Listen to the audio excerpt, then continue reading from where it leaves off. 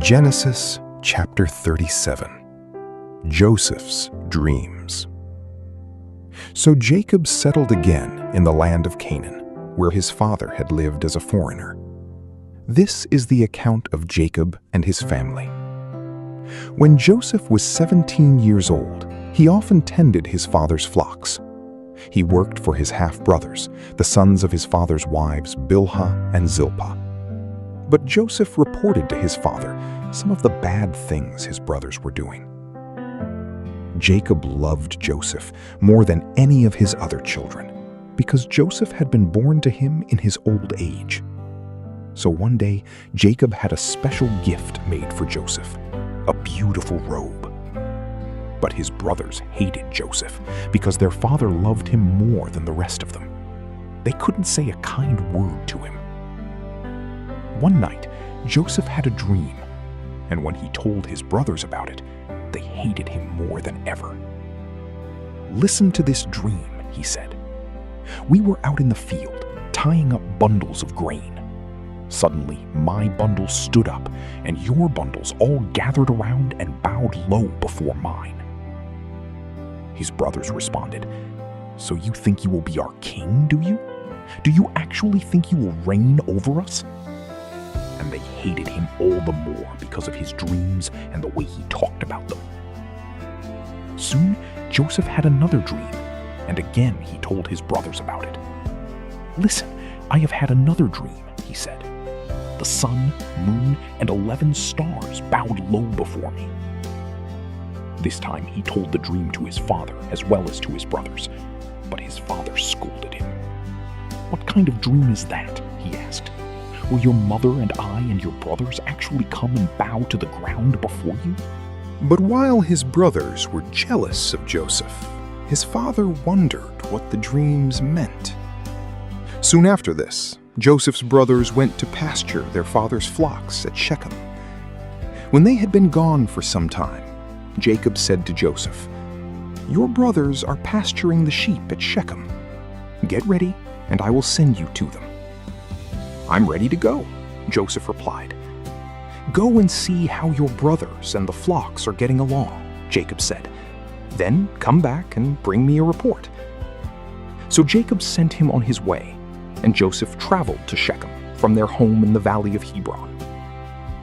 When he arrived there, a man from the area noticed him wandering around the countryside. "What are you looking for?" he asked. "I'm looking for my brothers," Joseph replied. "Do you know where they are pasturing their sheep?" "Yes," the man told him. "They have moved on from here, but I heard them say, 'Let's go on to Dothan.'"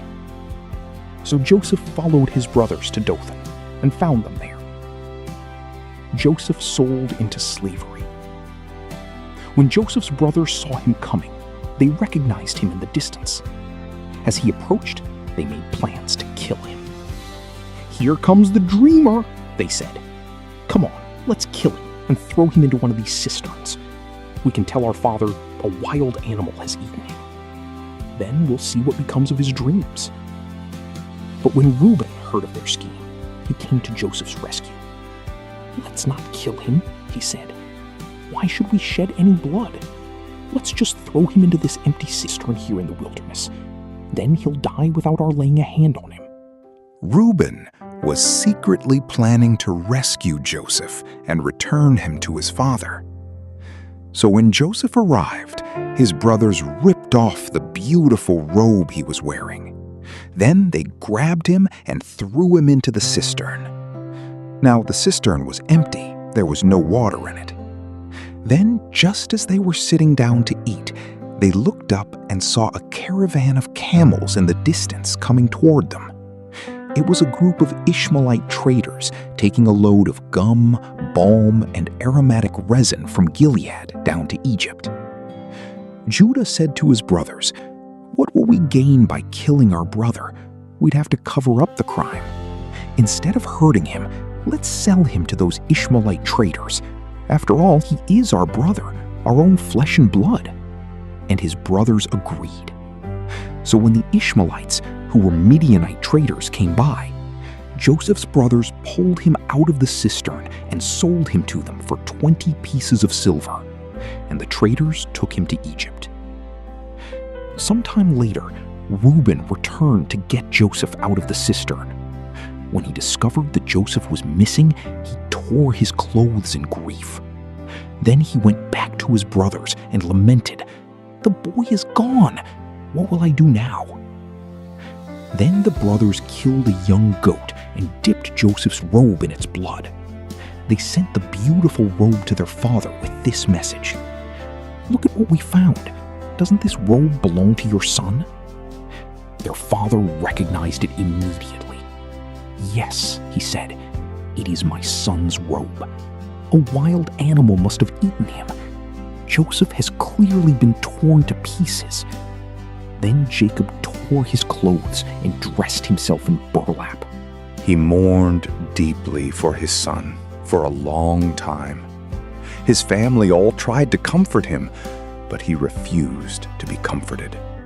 "I will go to my grave mourning for my son," he would say, and then he would weep. Meanwhile, the Midianite traders arrived in Egypt, where they sold Joseph to Potiphar, an officer of Pharaoh, the king of Egypt. Potiphar was captain of the palace guard. Genesis chapter 38, Judah and Tamar. About this time, Judah left home and moved to Adullam, where he stayed with a man named Hira. There he saw a Canaanite woman, the daughter of Shua, and he married her. When he slept with her, she became pregnant and gave birth to a son, and he named the boy Then she became pregnant again and gave birth to another son, and she named him Onan. And when she gave birth to a third son, she named him Shelah. At the time of Shelah's birth, they were living at Kezib. In the course of time, Judah arranged for his firstborn son to marry a young woman named Tamar. But was a wicked man in the Lord's sight, so the Lord took his life. Then Judah said to Er's brother Onan, "Go and marry Tamar, as our law requires of the brother of a man who has died. You must produce an heir for your brother." But Onan was not willing to have a child who would not be his own heir. So whenever he had intercourse with his brother's wife, he spilled the semen on the ground. This prevented her from having a child who would belong to his brother. But the Lord considered it evil for Onan to deny a child to his dead brother. So the Lord took Onan's life too. Then Judah said to Tamar, "Go back to your parents' home and remain a widow until my son Shelah is old enough to marry you." But Judah didn't really intend to do this because he was afraid Shelah would also die, like his two brothers. So Tamar went back to live in her father's home. Some years later, Judah's wife died. After the time of mourning was over, Judah and his friend Hira the Adullamite went up to Timnah to supervise the shearing of his sheep. Someone told Tamar, "Look, your father-in-law is going up to Timnah to shear his sheep." Tamar was aware that Shelah had grown up, but no arrangements had been made for her to come and marry him. So she changed out of her widow's clothing and covered herself with a veil to disguise herself. Then she sat beside the road at the entrance to the village of Enaim, which is on the road to Timnah. Judah noticed her and thought she was a prostitute since she had covered her face. So he stopped and propositioned her. "Let me have sex with you," he said, not realizing that she was his own daughter-in-law. "How much will you pay to have sex with me?" Tamar asked. "I'll send you a young goat from my flock," Judah promised. "But what will you give me to guarantee that you will send the goat?" she asked. "What kind of guarantee do you want?" he replied. She answered, "Leave me your identification seal and its cord and the walking stick you were carrying." So Judah gave them to her. Then he had intercourse with her, and she became pregnant. Afterward, she went back home, took off her veil, and put on her widow's clothing as usual. Later, Judah asked his friend Hira, the Adullamite, to take the young goat to the woman and to pick up the things he had given her as his guarantee. But Hira couldn't find her. So he asked the men who lived there, "Where can I find the shrine prostitute who was sitting beside the road at the entrance to Enaim?" "We've never had a shrine prostitute here," they replied. So Hira returned to Judah and told him, "I couldn't find her anywhere, and the men of the village claim they've never had a shrine prostitute there." "Then let her keep the things I gave her," Judah said. "I sent the young goat as we agreed, but you couldn't find her. We'd be the laughing stock of the village if we went back again to look for her." About 3 months later, Judah was told, "Tamar, your daughter-in-law, has acted like a prostitute, and now because of this, she's pregnant." "Bring her out and let her be burned," Judah demanded. But as they were taking her out to kill her, she sent this message to her father-in-law: "The man who owns these things made me pregnant. Look closely. Whose seal and cord and walking stick are these?" Judah recognized them immediately and said, "She is more righteous than I am, because I didn't arrange for her to marry my son Shelah." And Judah never slept with Tamar again. When the time came for Tamar to give birth, it was discovered that she was carrying twins. While she was in labor, one of the babies reached out his hand. The midwife grabbed it and tied a scarlet string around the child's wrist, announcing, "This one came out first." But then he pulled back his hand, and out came his brother. "What?" the midwife exclaimed. "How did you break out first?" So he was named Perez. Then the baby with the scarlet string on his wrist was born, and he was named Zerah. Genesis chapter 39. Joseph in Potiphar's house. When Joseph was taken to Egypt by the Ishmaelite traders, he was purchased by Potiphar, an Egyptian officer. Potiphar was captain of the guard for Pharaoh, the king of Egypt. The Lord was with Joseph, so he succeeded in everything he did as he served in the home of his Egyptian master. Potiphar noticed this and realized that the Lord was with Joseph, giving him success in everything he did. This pleased Potiphar, so he soon made Joseph his personal attendant. He put him in charge of his entire household and everything he owned. From the day Joseph was put in charge of his master's household and property, the Lord began to bless Potiphar's household for Joseph's sake. All his household affairs ran smoothly, and his crops and livestock flourished. So Potiphar gave Joseph complete administrative responsibility over everything he owned. With Joseph there, he didn't worry about a thing, except what kind of food to eat. Joseph was a very handsome and well-built young man, and Potiphar's wife soon began to look at him lustfully. "Come and sleep with me," she demanded. But Joseph refused. "Look," he told her, "my master trusts me with everything in his entire household.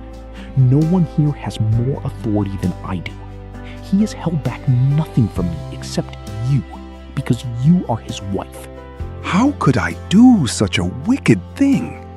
It would be a great sin against God."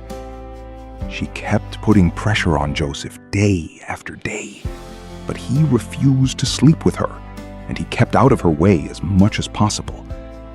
One day, however, no one else was around when he went in to do his work.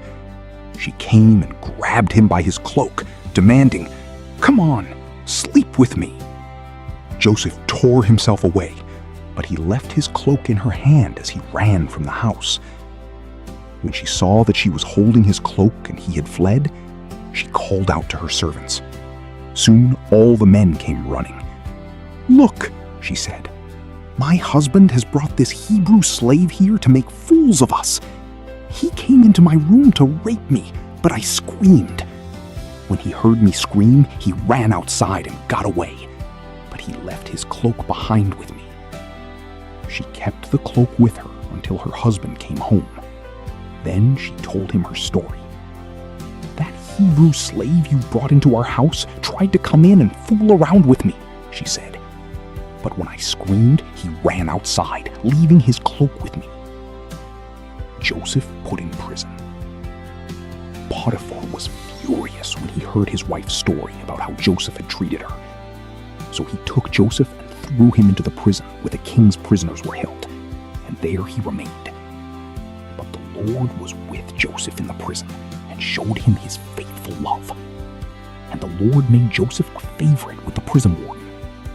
Before long, the warden put Joseph in charge of all the other prisoners and over everything that happened in the prison. The warden had no more worries because Joseph took care of everything. The Lord was with him and caused everything he did to succeed. Genesis chapter 40. Joseph interprets two dreams. Sometime later, Pharaoh's chief cupbearer and chief baker offended their royal master. Pharaoh became angry with these two officials, and he put them in the prison where Joseph was, in the palace of the captain of the guard. They remained in prison for quite some time, and the captain of the guard assigned them to Joseph, who looked after them. While they were in prison, Pharaoh's cupbearer and baker each had a dream one night, and each dream had its own meaning. When Joseph saw them the next morning, he noticed that they both looked upset. "Why do you look so worried today?" he asked them. And they replied, "We both had dreams last night, but no one can tell us what they mean." "Interpreting dreams is God's business," Joseph replied. "Go ahead and tell me your dreams." So the chief cupbearer told Joseph his dream first. "In my dream," he said, "I saw a grapevine in front of me. The vine had 3 branches that began to bud and blossom, and soon it produced clusters of ripe grapes. I was holding Pharaoh's wine cup in my hand, so I took a cluster of grapes and squeezed the juice into the cup. Then I placed the cup in Pharaoh's hand." "This is what the dream means," Joseph said. "The 3 branches represent 3 days. Within 3 days, Pharaoh will lift you up and restore you to your position as his chief cupbearer. And please, remember me and do me a favor when things go well for you. Mention me to Pharaoh so he might let me out of this place. For I was kidnapped from my homeland, the land of the Hebrews, and now I'm here in prison, but I did nothing to deserve it." When the chief baker saw that Joseph had given the first dream such a positive interpretation, he said to Joseph, "I had a dream too.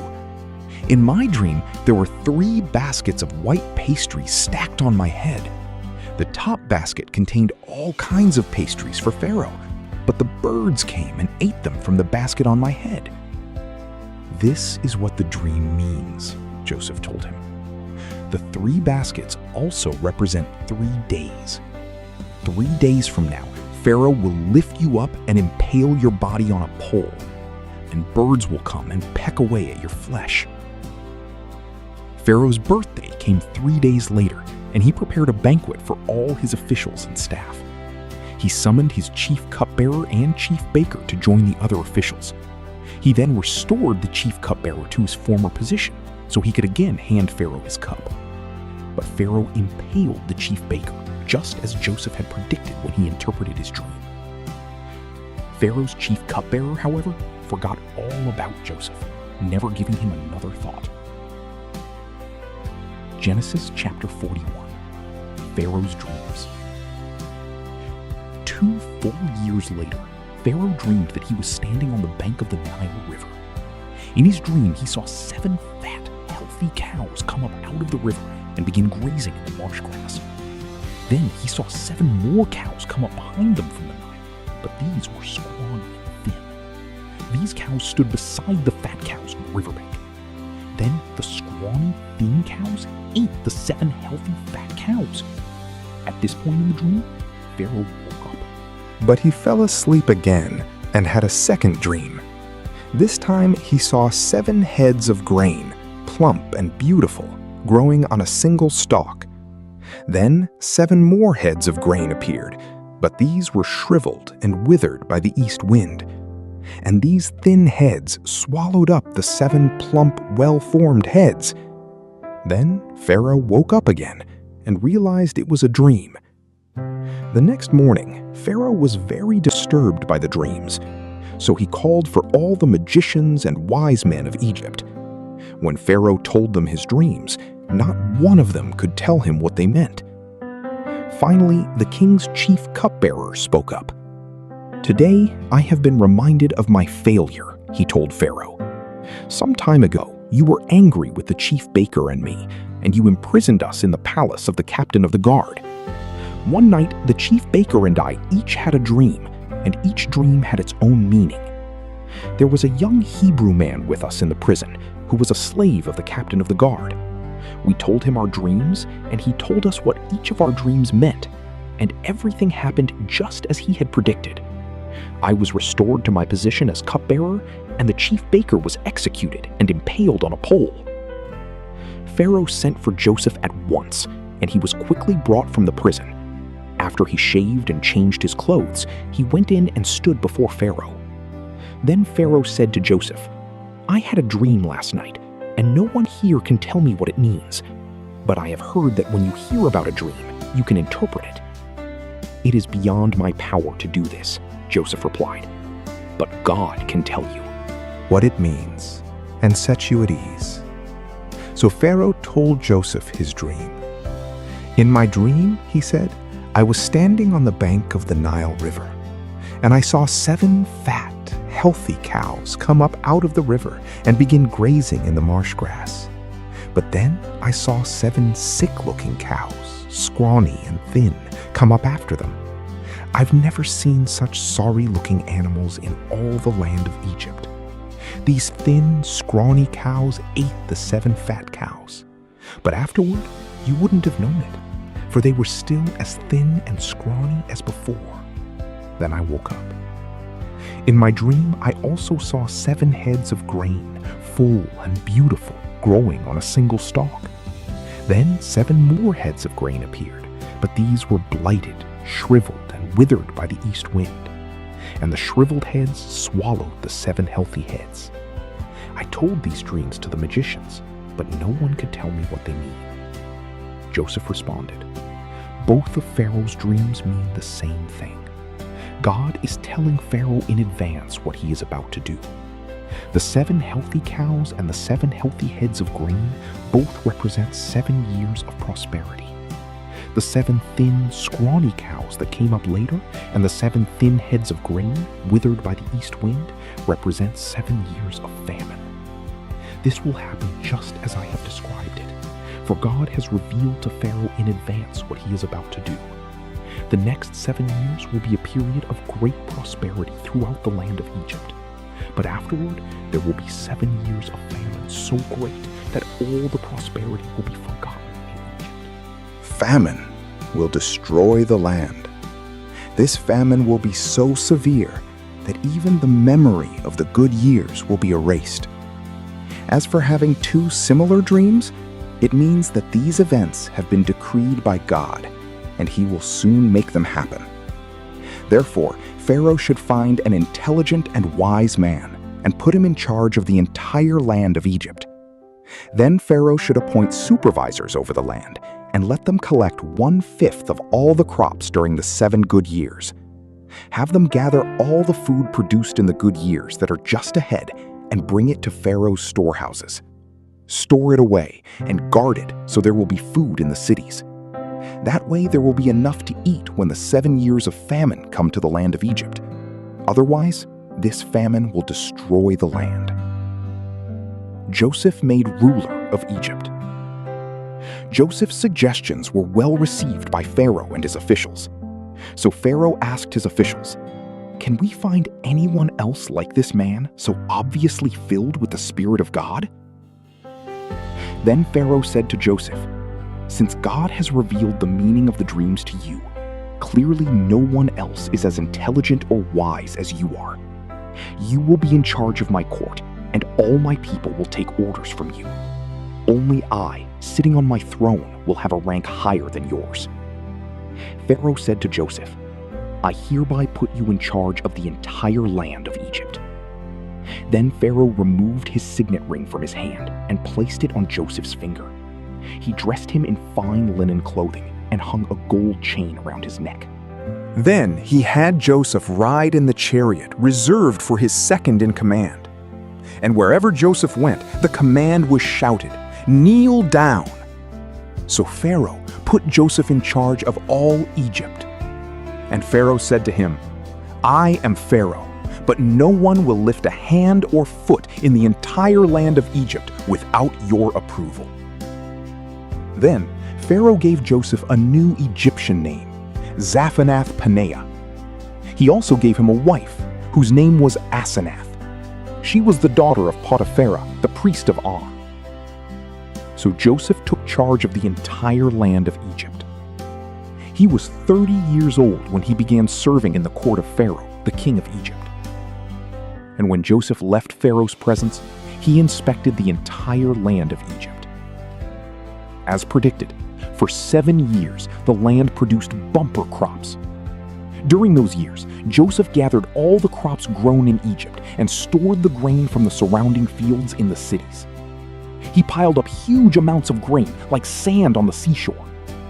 Finally, he stopped keeping records because there was too much to measure. During this time, before the first of the famine years, 2 sons were born to Joseph and his wife, Asenath, the daughter of Potiphar, the priest of On. Joseph named his older son Manasseh, for he said, "God has made me forget all my troubles and everyone in my father's family." Joseph named his second son Ephraim, for he said, "God has made me fruitful in this land of my grief."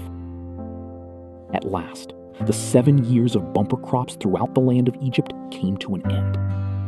Then the 7 years of famine began, just as Joseph had predicted. The famine also struck all the surrounding countries, but throughout Egypt there was plenty of food. Eventually, however, the famine spread throughout the land of Egypt as well. And when the people cried out to Pharaoh for food, he told them, "Go to Joseph and do whatever he tells you." So with severe famine everywhere, Joseph opened up the storehouses and distributed grain to the Egyptians, for the famine was severe throughout the land of Egypt. And people from all around came to Egypt to buy grain from Joseph, because the famine was severe throughout the world. Genesis chapter 42. Joseph's brothers go to Egypt. When Jacob heard that grain was available in Egypt, he said to his sons, "Why are you standing around looking at one another? I have heard there is grain in Egypt. Go down there and buy enough grain to keep us alive. Otherwise we'll die." So Joseph's 10 older brothers went down to Egypt to buy grain. But Jacob wouldn't let Joseph's younger brother, Benjamin, go with them, for fear some harm might come to him. So Jacob's sons arrived in Egypt along with others to buy food, for the famine was in Canaan as well. Since Joseph was governor of all Egypt and in charge of selling grain to all the people, it was to him that his brothers came. When they arrived, they bowed before him with their faces to the ground. Joseph recognized his brothers instantly, but he pretended to be a stranger and spoke harshly to them. "Where are you from?" he demanded. "From the land of Canaan," they replied. "We have come to buy food." Although Joseph recognized his brothers, they didn't recognize him. And he remembered the dreams he'd had about them many years before. He said to them, "You are spies. You have come to see how vulnerable our land has become." "No, my lord," they exclaimed. "Your servants have simply come to buy food. We are all brothers, members of the same family. We are honest men, sir. We are not spies." "Yes, you are," Joseph insisted. "You have come to see how vulnerable our land has become." "Sir," they said, "there are actually 12 of us. We, your servants, are all brothers, sons of a man living in the land of Canaan. Our youngest brother is back there with our father right now, and one of our brothers is no longer with us." But Joseph insisted, "As I said, you are spies. This is how I will test your story. I swear by the life of Pharaoh that you will never leave Egypt unless your youngest brother comes here. One of you must go and get your brother. I'll keep the rest of you here in prison. Then we'll find out whether or not your story is true. By the life of Pharaoh, if it turns out that you don't have a younger brother, then I'll know you are spies." So Joseph put them all in prison for 3 days. On the 3rd day, Joseph said to them, "I am a God-fearing man. If you do as I say, you will live. If you really are honest men, choose one of your brothers to remain in prison. The rest of you may go home with grain for your starving families. But you must bring your youngest brother back to me. This will prove that you are telling the truth, and you will not die." To this, they agreed. Speaking among themselves, they said, "Clearly we are being punished because of what we did to Joseph long ago. We saw his anguish when he pleaded for his life, but we wouldn't listen. That's why we're in this trouble." "Didn't I tell you not to sin against the boy?" Reuben asked. "But you wouldn't listen. And now we have to answer for his blood." Of course, they didn't know that Joseph understood them, for he had been speaking to them through an interpreter. Now he turned away from them and began to weep. When he regained his composure, he spoke to them again. Then he chose Simeon from among them and had him tied up right before their eyes. Joseph then ordered his servants to fill the men's sacks with grain, but he also gave secret instructions to return each brother's payment at the top of his sack. He also gave them supplies for their journey home. So the brothers loaded their donkeys with the grain and headed for home. But when they stopped for the night, and one of them opened his sack to get grain for his donkey, he found his money in the top of his sack. "Look!" he exclaimed to his brothers. "My money has been returned. It's here in my sack." Then their hearts sank. Trembling, they said to each other, "What has God done to us?" When the brothers came to their father, Jacob, in the land of Canaan, they told him everything that had happened to them. "The man who is governor of the land spoke very harshly to us," they told him. "He accused us of being spies, scouting the land. But we said, 'We are honest men, not spies.'" We are 12 brothers, sons of one father. One brother is no longer with us, and the youngest is at home with our father in the land of Canaan." Then the man who is governor of the land told us, "This is how I will find out if you are honest men. Leave one of your brothers here with me, and take grain for your starving families, and go on home. But you must bring your youngest brother back to me. Then I will know you are honest men and not spies. Then I will give you back your brother, and you may trade freely in the land." As they emptied out their sacks, there in each man's sack was the bag of money he had paid for the grain. The brothers and their father were terrified when they saw the bags of money. Jacob exclaimed, "You are robbing me of my children. Joseph is gone, Simeon is gone, and now you want to take Benjamin too? Everything is going against me." Then Reuben said to his father, "You may kill my 2 sons if I don't bring Benjamin back to you. I'll be responsible for him, and I promise to bring him back."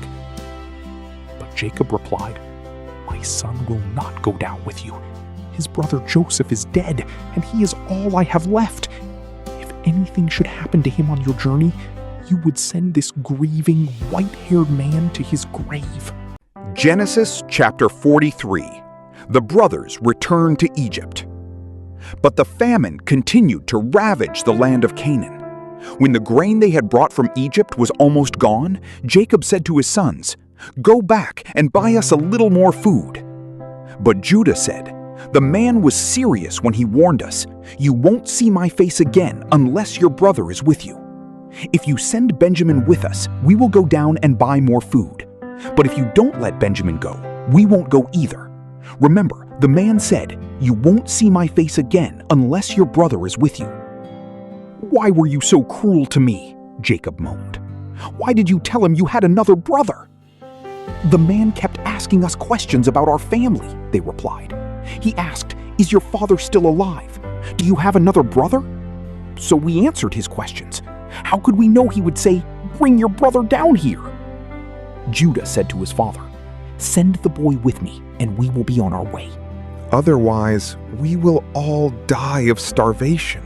And not only we, but you and our little ones. I personally guarantee his safety. You may hold me responsible if I don't bring him back to you. Then let me bear the blame forever. If we hadn't wasted all this time, we could have gone and returned twice by now."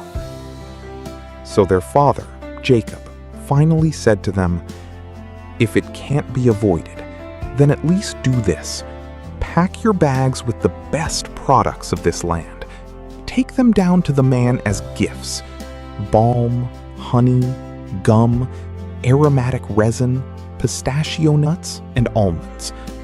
Also take double the money that was put back in your sacks, as it was probably someone's mistake. Then take your brother and go back to the man. May God Almighty give you mercy as you go before the man, so that he will release Simeon and let Benjamin return.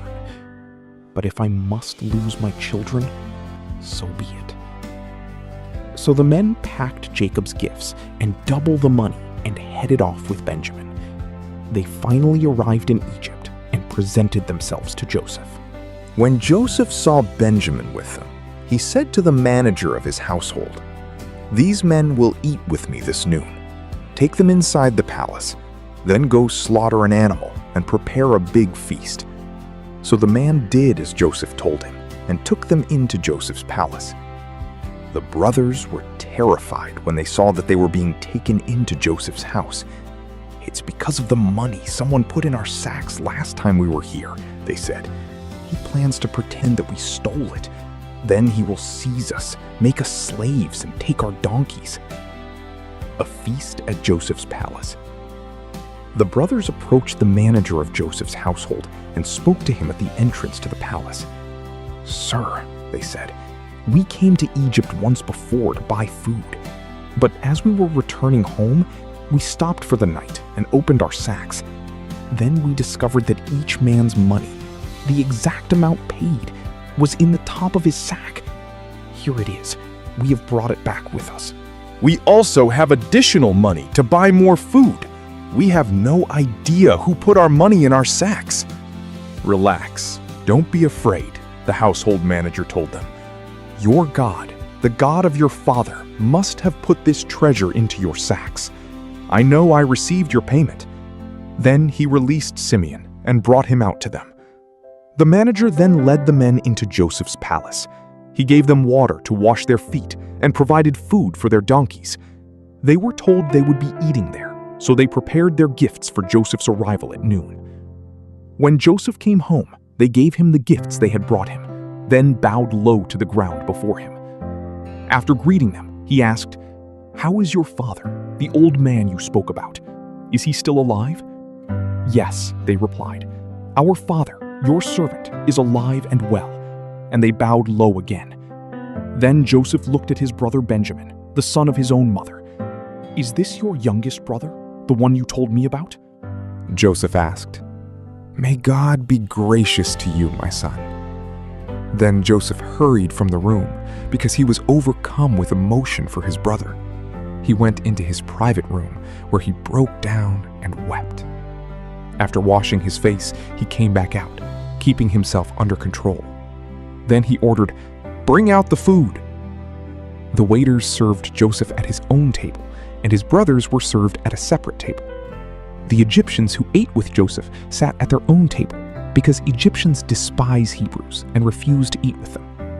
Joseph told each of his brothers where to sit, and to their amazement, he seated them according to age, from oldest to youngest. And Joseph filled their plates with food from his own table, giving Benjamin 5 times as much as he gave the others. So they feasted and drank freely with him. Genesis chapter 44. Joseph's silver cup. When his brothers were ready to leave, Joseph gave these instructions to his palace manager. Fill each of their sacks with as much grain as they can carry, and put each man's money back into his sack. Then put my personal silver cup at the top of the youngest brother's sack, along with the money for his grain." So the manager did as Joseph instructed him. The brothers were up at dawn and were sent on their journey with their loaded donkeys. But when they had gone only a short distance and were barely out of the city, Joseph said to his palace manager, "Chase after them and stop them. When you catch up with them, ask them, 'Why have you repaid my kindness with such evil? Why have you stolen my master's silver cup, which he uses to predict the future? What a wicked thing you have done.'" When the palace manager caught up with the men, he spoke to them as he had been instructed. "What are you talking about?" the brothers responded. We are your servants and would never do such a thing. Didn't we return the money we found in our sacks? We brought it back all the way from the land of Canaan. Why would we steal silver or gold from your master's house? If you find his cup with any one of us, let that man die, and all the rest of us, my lord, will be your slaves." "That's fair," the man replied. "But only the one who stole the cup will be my slave. The rest of you may go free." They all quickly took their sacks from the backs of their donkeys and opened them. The palace manager searched the brothers' sacks from the oldest to the youngest, and the cup was found in Benjamin's sack. When the brothers saw this, they tore their clothing in despair. Then they loaded their donkeys again and returned to the city. Joseph was still in his palace when Judah and his brothers arrived, and they fell to the ground before him. "What have you done?" Joseph demanded. "Don't you know that a man like me can predict the future?" Judah answered, "Oh, my lord, what can we say to you? How can we explain this? How can we prove our innocence? God is punishing us for our sins. My lord, we have all returned to be your slaves, all of us, not just our brother who had your cup in his sack." "No," Joseph said, "I would never do such a thing. Only the man who stole the cup will be my slave. The rest of you may go back to your father in peace." Judah speaks for his brothers. Then Judah stepped forward and said, "Please, my lord, let your servant say just one word to you. Please do not be angry with me, even though you are as powerful as Pharaoh himself.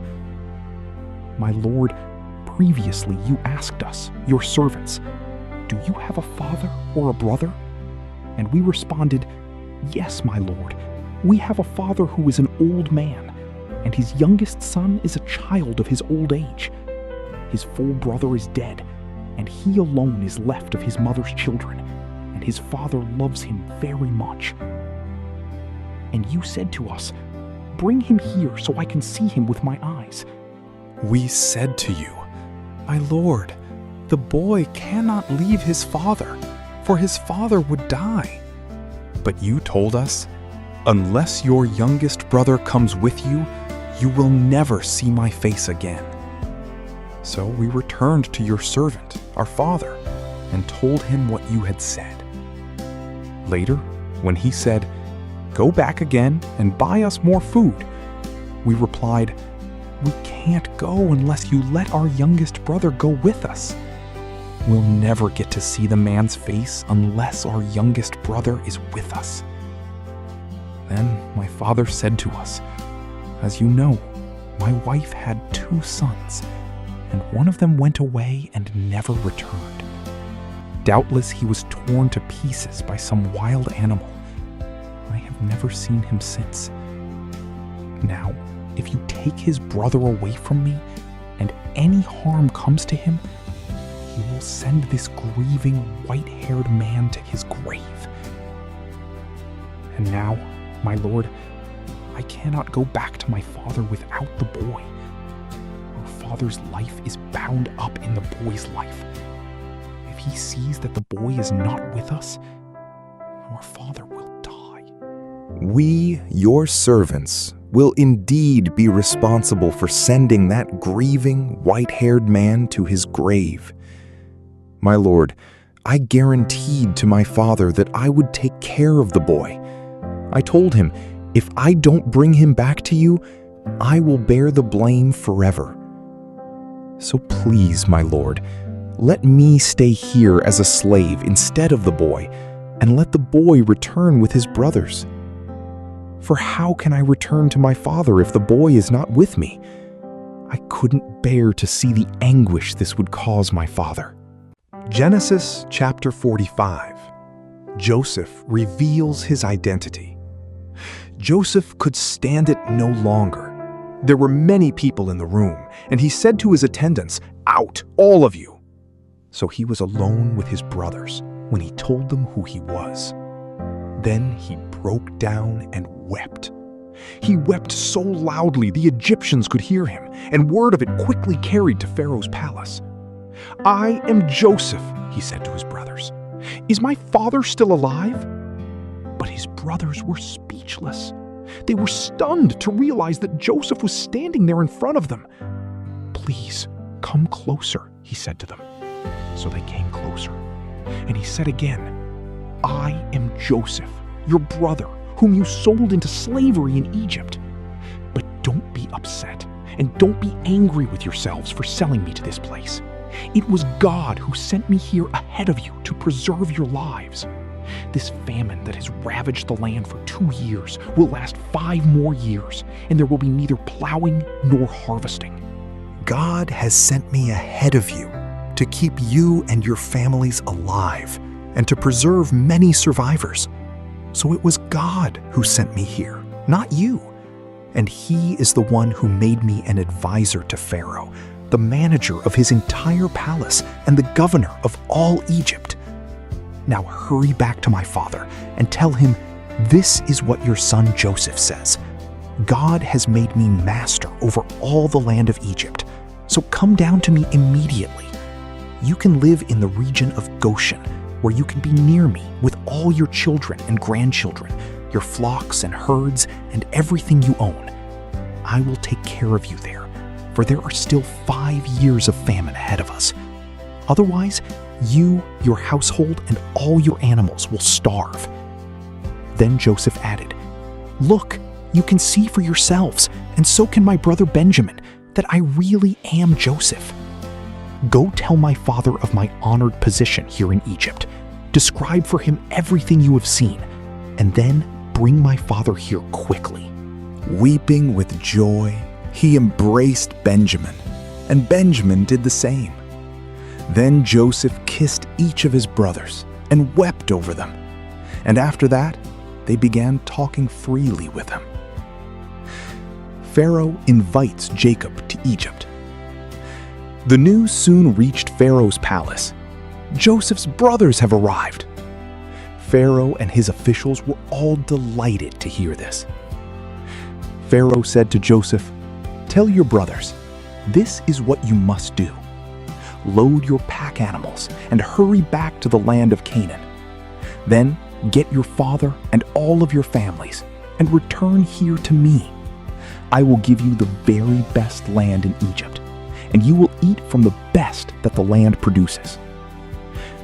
Then Pharaoh said to Joseph, "Tell your brothers, take wagons from the land of Egypt to carry your little children and your wives, and bring your father here. Don't worry about your personal belongings, for the best of all the land of Egypt is yours." So the sons of Jacob did as they were told. Joseph provided them with wagons, as Pharaoh had commanded, and he gave them supplies for the journey. And he gave each of them new clothes. But to Benjamin he gave 5 changes of clothes and 300 pieces of silver.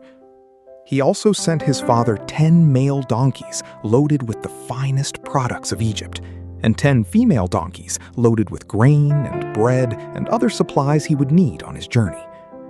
So Joseph sent his brothers off, and as they left, he called after them, "Don't quarrel about all this along the way." And they left Egypt and returned to their father Jacob in the land of Canaan. "Joseph is still alive," they told him, "and he is governor of all the land of Egypt." Jacob was stunned at the news. He couldn't believe it. But when they repeated to Jacob everything Joseph had told them, and when he saw the wagons Joseph had sent to carry him, their father's spirits revived. Then Jacob exclaimed, "It must be true. My son Joseph is alive. I must go and see him before I die." Genesis chapter 46. Jacob's journey to Egypt. So Jacob set out for Egypt with all his possessions. And when he came to Beersheba, he offered sacrifices to the God of his father Isaac. During the night, God spoke to him in a vision. "Jacob, Jacob," he called. "Here I am," Jacob replied. "I am God, the God of your father," the voice said. "Do not be afraid to go down to Egypt, for there I will make your family into a great nation. I will go with you down to Egypt, and I will bring you back again. You will die in Egypt, but Joseph will be with you to close your eyes." So Jacob left Beersheba, and his sons took him to Egypt. They carried him and their little ones and their wives in the wagons Pharaoh had provided for them. They also took all their livestock and all the personal belongings they had acquired in the land of Canaan. So Jacob and his entire family went to Egypt. Sons and grandsons, daughters and granddaughters, all his descendants. These are the names of the descendants of Israel, the sons of Jacob, who went to Egypt. Reuben was Jacob's oldest son. The sons of Reuben were Hanok, Palu, Hezron, and Carmi. The sons of Simeon were Jemuel, Jamin, Ohad, Jachin, Zohar, and Shaul. Shaul's mother was a Canaanite woman. The sons of Levi were Gershon, Kohath, and Merari. The sons of Judah were Onan, Shelah, Perez, and Zerah, though and Onan had died in the land of Canaan. The sons of Perez were Hezron and Hamul. The sons of Issachar were Tola, Puah, Jashub, and Shimron. The sons of Zebulun were Sered, Elon, and Jaleel. These were the sons of Leah and Jacob, who were born in Paddan Aram, in addition to their daughter, Dinah. The number of Jacob's descendants, male and female, through Leah was 33.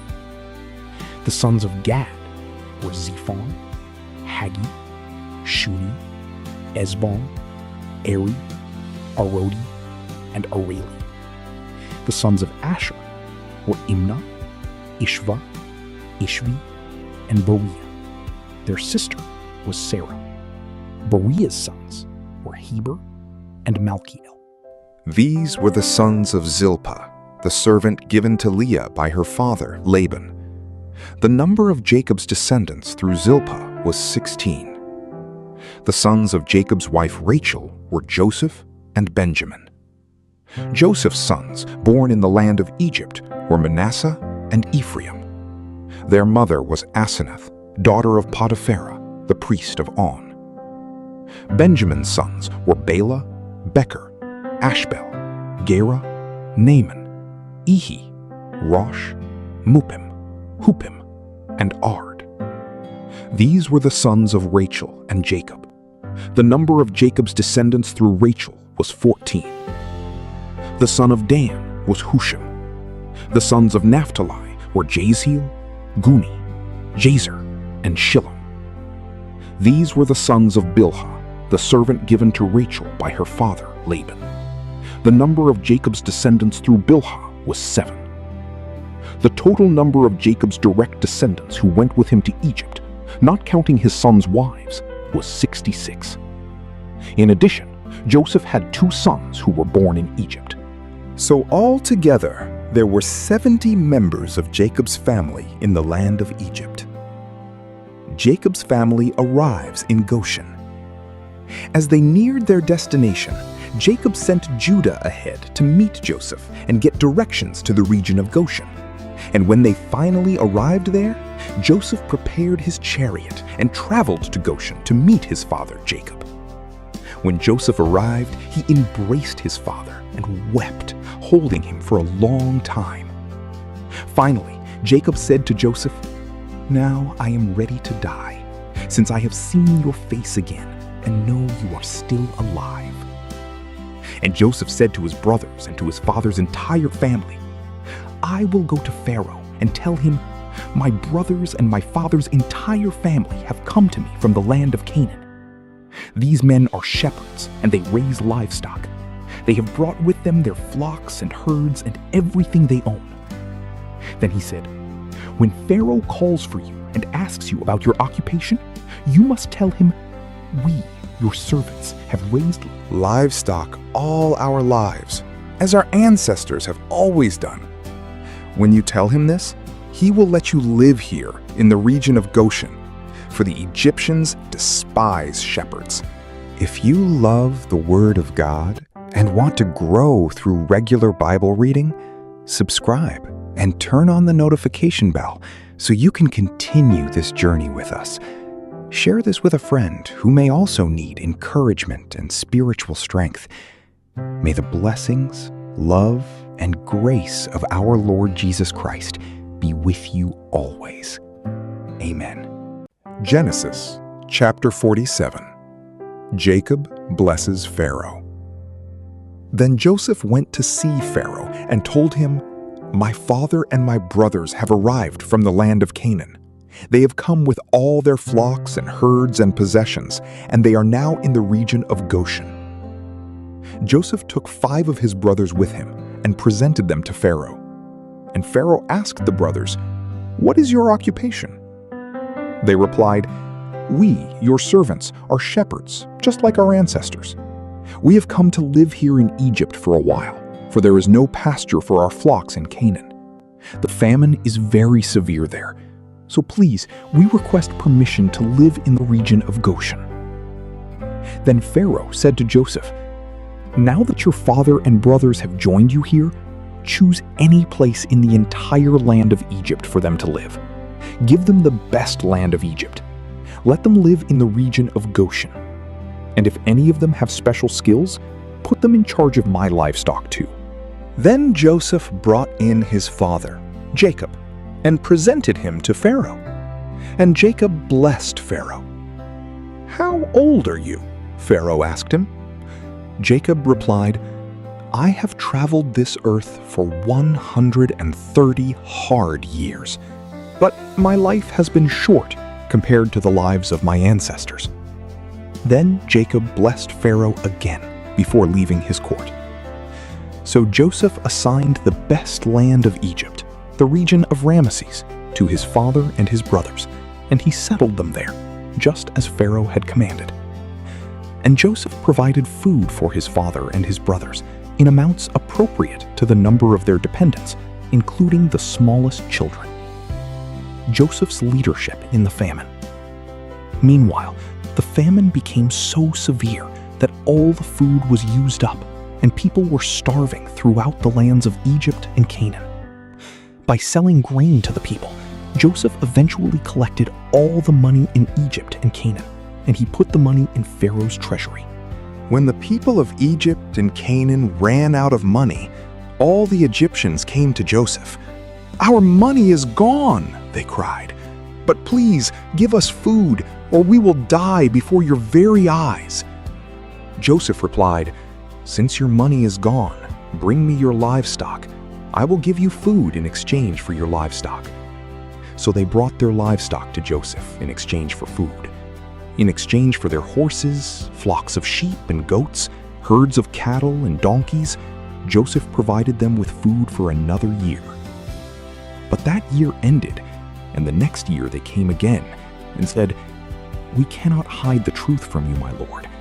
Our money is gone, and all our livestock and cattle are yours. We have nothing left to give but our bodies and our land.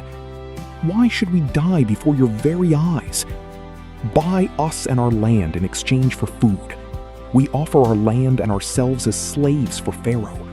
Just give us grain so we may live and not die, and so the land does not become empty and desolate." So Joseph bought all the land of Egypt for Pharaoh.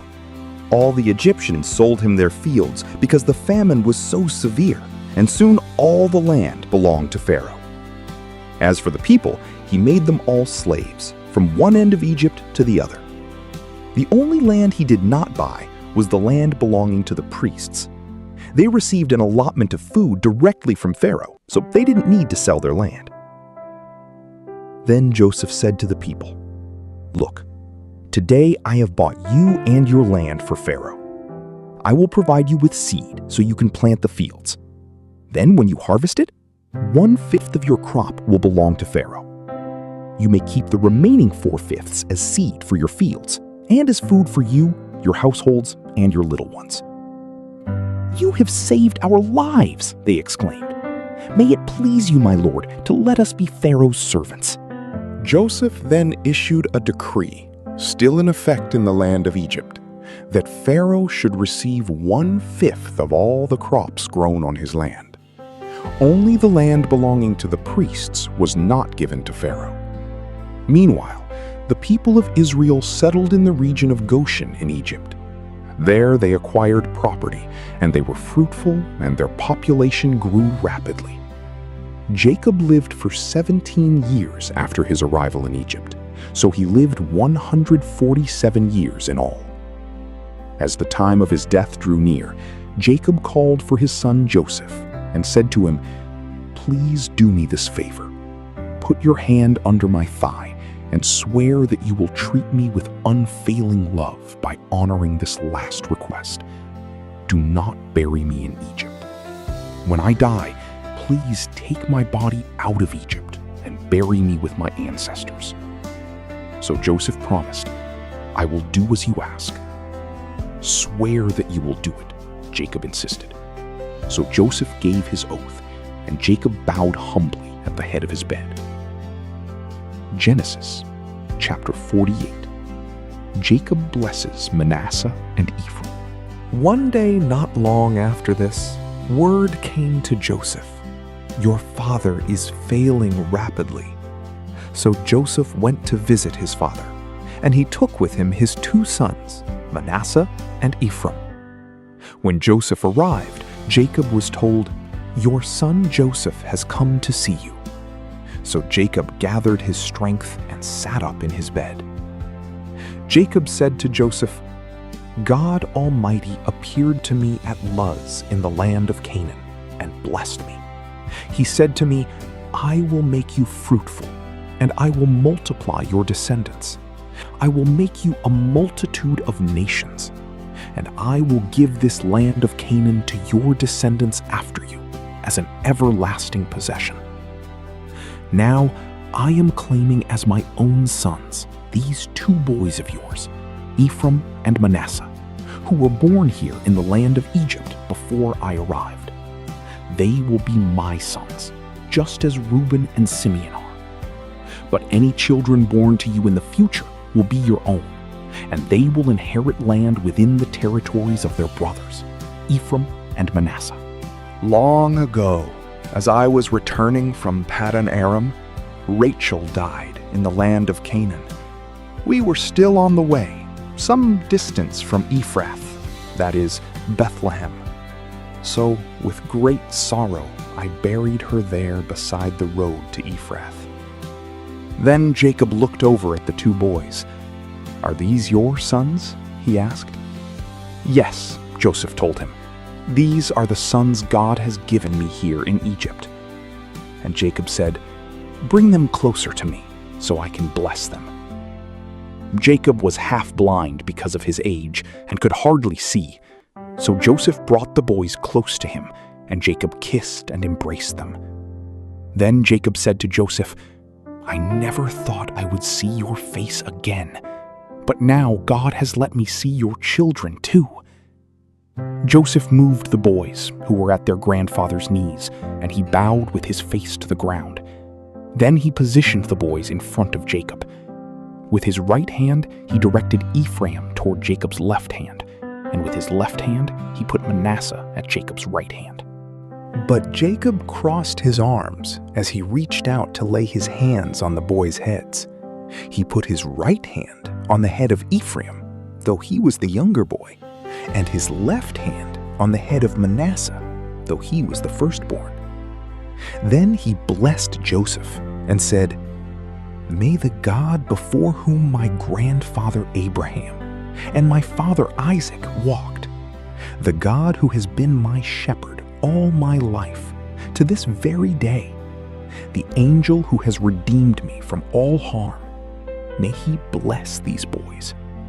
May they preserve my name and the names of Abraham and Isaac, and may their descendants multiply greatly throughout the earth." But Joseph was upset when he saw that his father placed his right hand on Ephraim's head. So Joseph lifted it to move it from Ephraim's head to Manasseh's head. "No, my father," he said, "this one is the firstborn. Put your right hand on his head." But his father refused. "I know, my son, I know," he replied. Manasseh will also become a great people, but his younger brother will become even greater, and his descendants will become a multitude of nations. So Jacob blessed the boys that day with this blessing: "The people of Israel will use your names when they give a blessing. They will say, 'May God make you as prosperous as Ephraim and Manasseh.'" In this way, Jacob put Ephraim ahead of Manasseh. Then Jacob said to Joseph, "Look, I am about to die, but God will be with you and will take you back to Canaan, the land of your ancestors. And beyond what I have given your brothers, I am giving you an extra portion of the land that I took from the Amorites with my sword and bow." Genesis chapter 49. Jacob's last words to his sons. Then Jacob called together all his sons and said, "Gather around me, and I will tell you what will happen to each of you in the days to come. Come and listen, you sons of Jacob. Listen to Israel, your father. Reuben, you are my firstborn, my strength, the child of my vigorous youth. You are first in rank and first in power. But you are as unruly as a flood, and you will be first no longer. For you went to bed with my wife. You defiled my marriage couch. Simeon and Levi are two of a kind. Their weapons are instruments of violence. May I never join in their meetings. May I never be a party to their plans. For in their anger they murdered men, and they crippled oxen just for sport. A curse on their anger, for it is fierce. A curse on their wrath, for it is cruel. I will scatter them among the descendants of Jacob. I will disperse them throughout Israel. Judah, your brothers will praise you. You will grasp your enemies by the neck. All your relatives will bow before you. Judah, my son, is a young lion that has finished eating its prey. Like a lion, he crouches and lies down. Like a lioness, who dares to rouse him? The scepter will not depart from Judah, nor the ruler's staff from his descendants, until the coming of the one to whom it belongs, the one whom all nations will honor. He ties his foal to a grapevine, the colt of his donkey to a choice vine. He washes his clothes in wine, his robes in the blood of grapes. His eyes are darker than wine, and his teeth are whiter than milk. Zebulun will settle by the seashore, and will be a harbor for ships. His borders will extend to Sidon. Issachar is a sturdy donkey, resting between two saddle packs. When he sees how good the countryside is, and how pleasant the land, he will bend his shoulder to the load, and submit himself to hard labor. Dan will govern his people, like any other tribe in Israel. Dan will be a snake beside the road, a poisonous viper along the path. that bites the horse's hooves, so its rider is thrown off. I trust in you for salvation, O Lord. Gad will be attacked by marauding bands, but he will attack them when they retreat. Asher will dine on rich foods and produce food fit for kings. Naphtali is a doe set free that bears beautiful fawns. Joseph is the foal of a wild donkey, the foal of a wild donkey at a spring, one of the wild donkeys on the ridge. Archers attacked him savagely. They shot at him and harassed him, but his bow remained taut, and his arms were strengthened by the hands of the mighty one of Jacob, by the shepherd, the rock of Israel. May the God of your father help you. May the Almighty bless you with the blessings of the heavens above, and blessings of the watery depths below, and blessings of the breasts and womb. May my fatherly blessings on you surpass the blessings of my ancestors, reaching to the heights of the eternal hills. May these blessings rest on the head of Joseph, who is a prince among his brothers. Benjamin is a ravenous wolf, devouring his enemies in the morning, and dividing his plunder in the evening. These are the 12 tribes of Israel, and this is what their father said as he told his sons goodbye. He blessed each one with an appropriate message: Jacob's death and burial. Then Jacob instructed them, "Soon I will die and join my ancestors. Bury me with my father and grandfather in the cave in the field of Ephron the Hittite. This is the cave in the field of Machpelah, near Mamre in Canaan, that Abraham bought from Ephron the Hittite as a permanent burial site. There Abraham and his wife Sarah are buried. There Isaac and his wife Rebekah are buried, and there I buried Leah. It is the plot of land and the cave that my grandfather Abraham bought from the Hittites." When Jacob had finished this charge to his sons, he drew his feet into the bed, breathed his last, and joined his ancestors in death. Genesis chapter 50. Joseph threw himself on his father and wept over him and kissed him. Then Joseph told the physicians who served him to embalm his father's body. So Jacob was embalmed. The embalming process took the usual 40 days, and the Egyptians mourned his death for 70 days. When the period of mourning was over, Joseph approached Pharaoh's advisors and said, "Please do me this favor and speak to Pharaoh on my behalf. Tell him that my father made me swear an oath. He said to me, 'Listen, I am about to die. Take my body back to the land of Canaan and bury me in the tomb I prepared for myself. So please allow me to go and bury my father.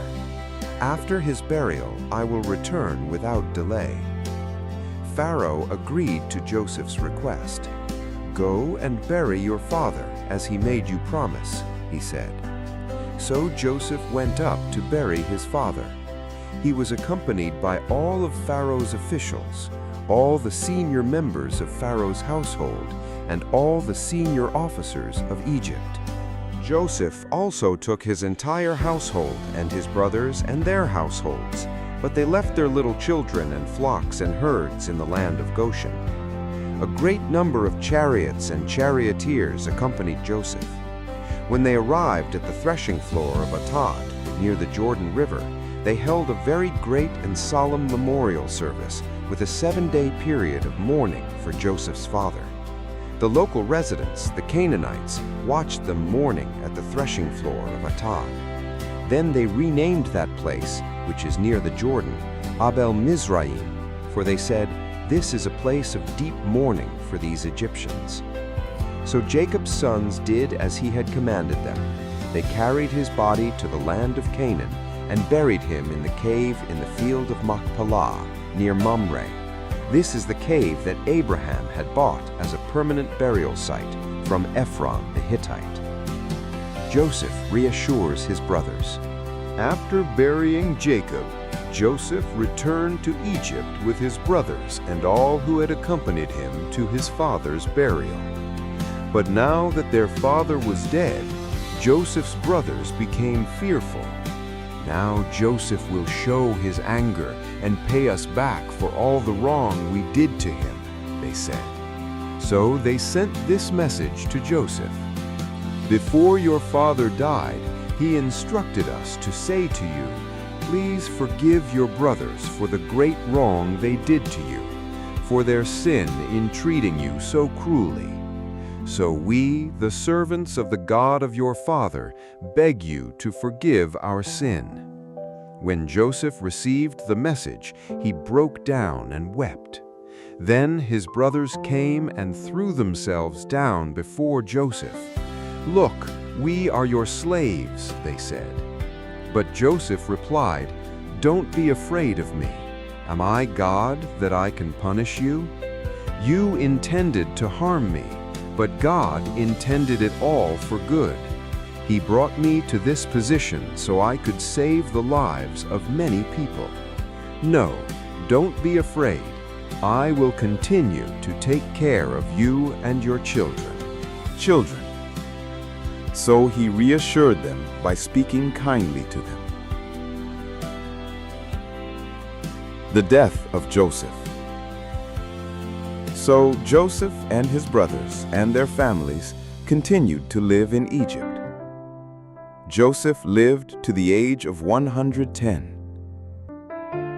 He lived to see 3 generations of descendants of his son Ephraim, and he lived to see the birth of the children of Manasseh's son Machir, whom he claimed as his own. Soon I will die, Joseph told his brothers, but God will surely come to help you and lead you out of this land of Egypt. He will bring you back to the land he solemnly promised to give to Abraham, to Isaac, and to Jacob. Then Joseph made the sons of Israel swear an oath, and he said, when God comes to help you and lead you back, you must take my bones with you. So Joseph died at the age of 110. The Egyptians embalmed him, and his body was placed in a coffin in Egypt. If you love the Word of God and want to grow through regular Bible reading, subscribe and turn on the notification bell so you can continue this journey with us. Share this with a friend who may also need encouragement and spiritual strength. May the blessings, love, and grace of our Lord Jesus Christ be with you always. Amen.